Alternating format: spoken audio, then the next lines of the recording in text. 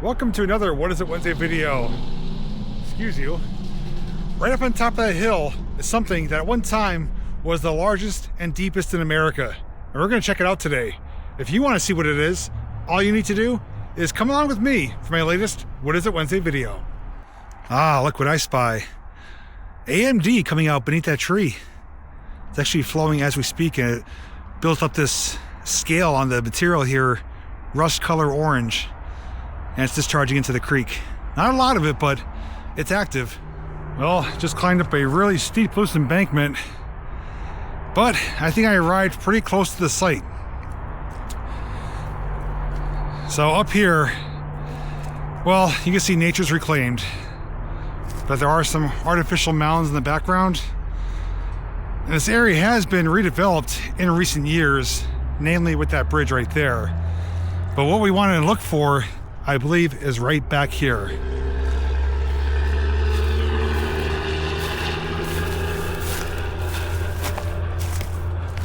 And it looks like we found something. Signs from the past. Looks like we have concrete supports. Anchor bolts coming out of them there. Several of them in a row.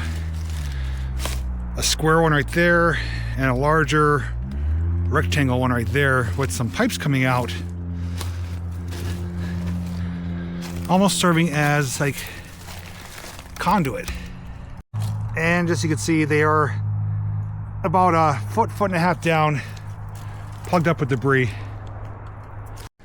Well, even though we're finding things, this is not what we came to seek out though, but that means we're in the vicinity.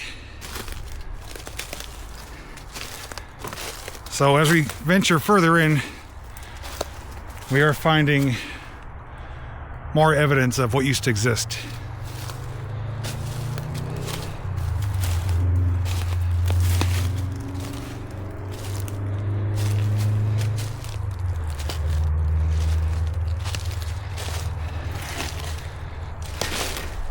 You can tell there's a lot of things mounted here, and I know exactly what was mounted here because, well, I have photographic evidence.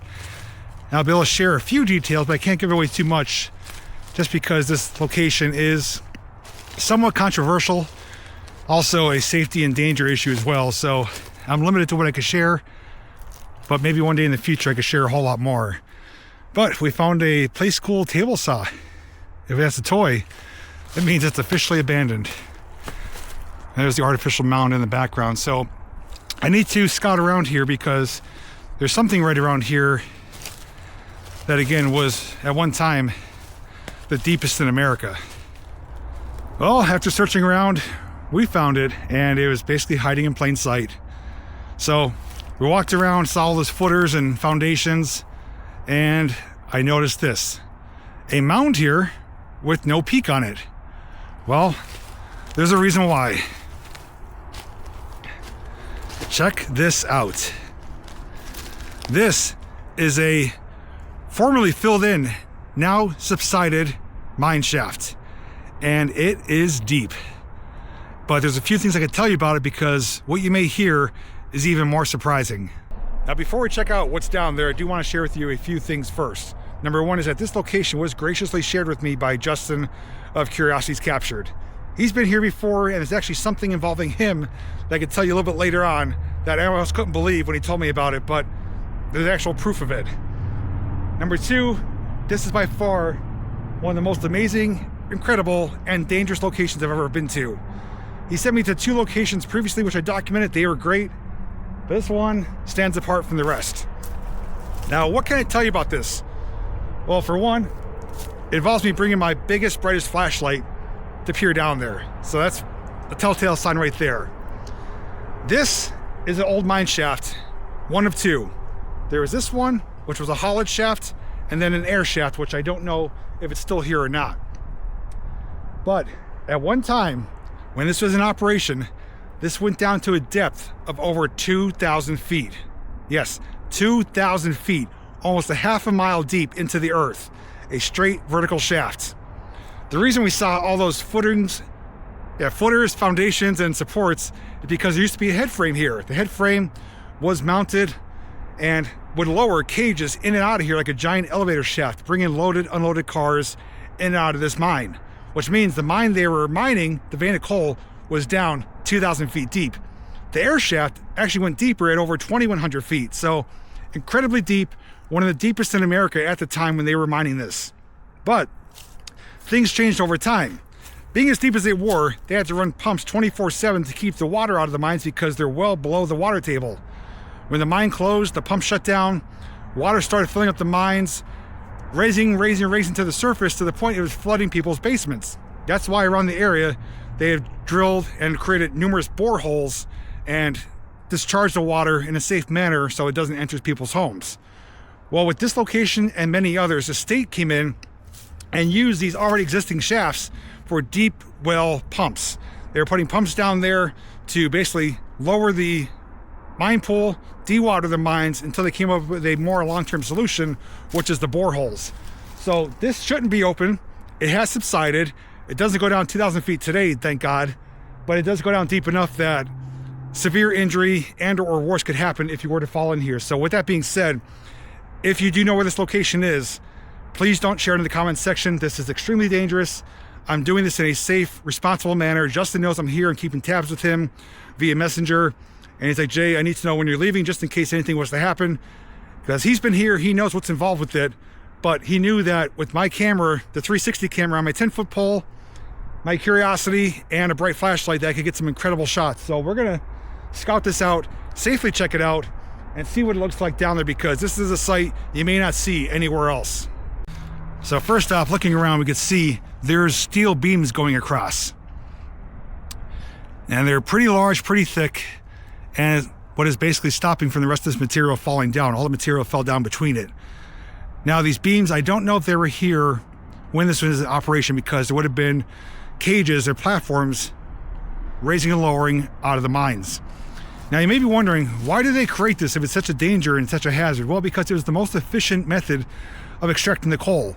Being down over 2,000 feet deep, they would have to build a long slope to the surface, which would extend much further than the depth they were at, probably double or triple the length of how deep the coal was to come up at a safe grade. This is the most direct route down to the mines. So cages, lowering empty cars, and raising loaded coal cars was the most efficient method, with a head frame located right around here. And next to that was a building with a hoist house, which was the equipment for powering the hoist and the cables. So the head frame would have been mounted up above it, the steel structure, pulleys and cables, and the cable went down into there, lowering the platforms in and out when needed. But we have an area we could peer down here, and I believe over here as well. I'm gonna be laying down on the ground. I'm not gonna try to do anything outside my comfort zone, and I'm definitely gonna be nervous, but without a doubt, this is too incredible not to share. So, looks like, yeah, I think over there is gonna be our best bet. I truly don't feel comfortable standing anywhere over here, even though I'm sure Justin and others have done that. But after we peer inside, I'm gonna tell you what Justin did, which is just downright baffling. So let's get set up and check it out.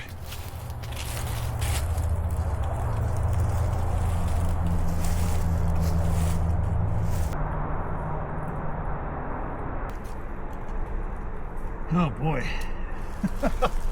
That is deep. I mean, I can see bottom, but I would not want to fall down there.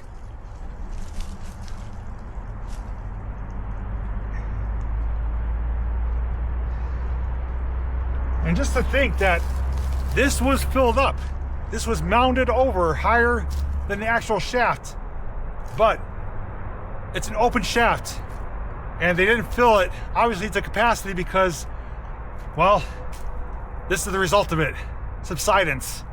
All right, we're gonna do this, so hang on tight, don't let go. And once I get situated, I'll shine the light down there as well. That's about as far down as I could get you. You're roughly 10 feet down. So I'm gonna leave it there, move it around, try to show you all different angles. And I'm gonna get the light too, which may or may not help, but I have it here, we're gonna try.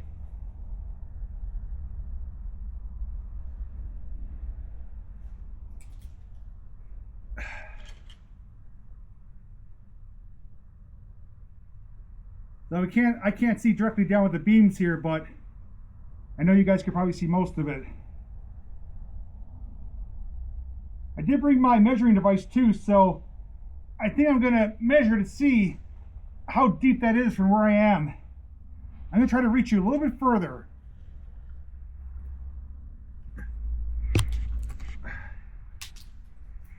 That's as far as I could go, and I'm nervous doing this. And from what I could tell, it's concrete lined for the collar. It may or may not have been concrete all the way down, but the top portion concrete, and then all these steel beams. I'm going to try to get you another vantage point too from another angle. Alright, we're going to come up.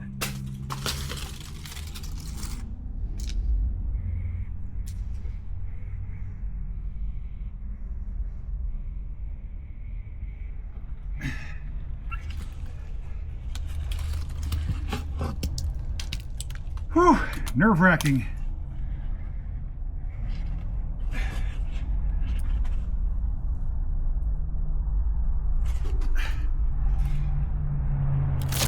Okay, I got my measuring device with the laser. It's gonna measure from the base of this. So I'm gonna put it right here at the edge. And although it's not completely straight down, it'll be pretty close. I'm actually gonna take my gloves off so I don't slide out of my hand.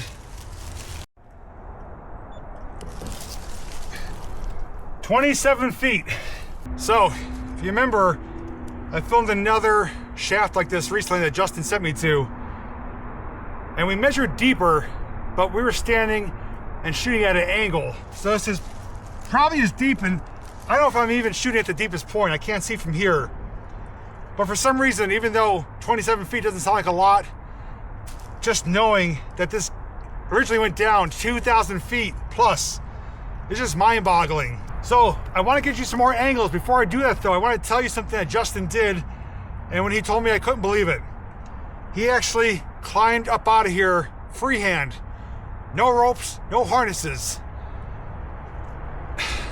I'd imagine he would need a suitcase to carry his nuts around in, because just me peering over this gives me the uneasy feeling. To know that you're climbing out of here at any given point, one wrong grip or hold could slip and you fall in, it could be game over. So the fact that he did that, loads of respect to him and what he's able to do. It really goes to outer limits to explore these locations. All right, we got another potential hole. I'm gonna go down here through this debris and get you down there. So we're gonna be over from where we were there, now more towards the middle.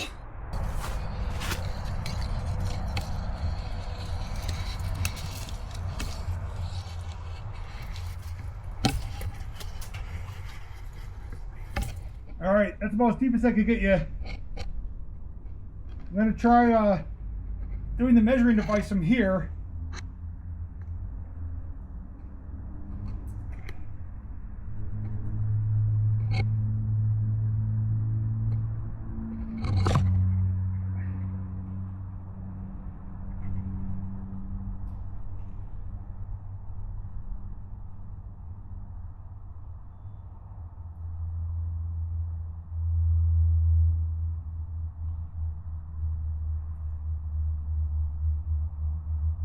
All right, I got 29 feet, so roughly the same.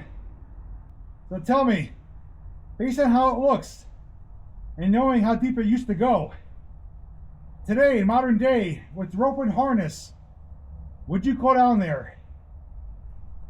Even with rope and harness, I don't think I could do it, not unless I was to get a big payday for it, and even then it would be a struggle. All right, coming up.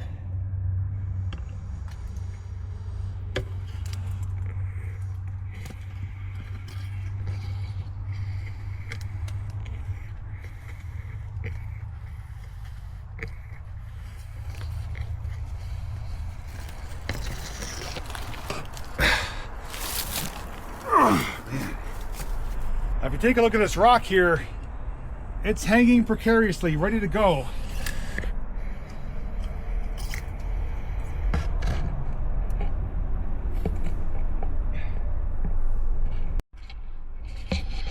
this side I can't even see the bottom down there, so I don't know if it goes deeper or if it's just kind of plugged up. But it's not straight down. That might be where he climbed up at.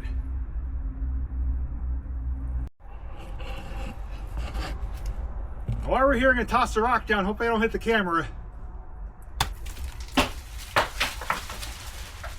Yeah, that went down to the bottom.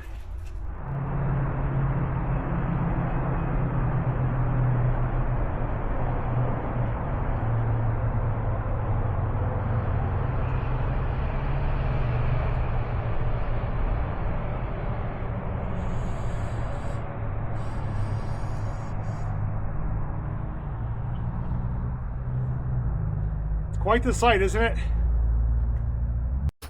Now, with those previous shafts I documented that I was mentioning before, those ones were basically wide open. There was no beams or earth going across. They were fenced in, but the fence was breached. So you can see straight down, even though they were filled in. Here, it's an obstructed view, so you can't see clear down, even though I could get a really wide angle and kind of fly down into it with this camera.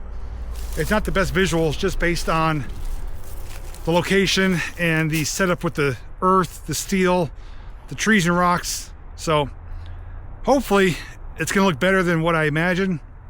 I won't know that till during editing, obviously, but I'm gonna go around the perimeter one more time, make sure I'm not missing a real ideal spot to get you some better views, because so far I think I got what I could safely without getting too close. Honestly, the best way to get the most the way to get the best footage is to be out over the center, and I don't think I could do that. Now, honestly, the only way to get the best footage is to be out there in the center on the beams and be able to put the camera straight down. I'm alone, I'm not doing that, and I wouldn't even do that if someone was here unless I was harnessed up. I wouldn't go down there, but I would probably venture out because there's enough things to hold on to. And as long as I'm on the beams, well, I'm not going to go anywhere, but that's not an option today. Can't forget my flashlight. Didn't really need it so much as I thought I would, but better to have it and not need it. So, was that a good What Is It Wednesday video or no? I'd say, heck yeah. Hell of a location.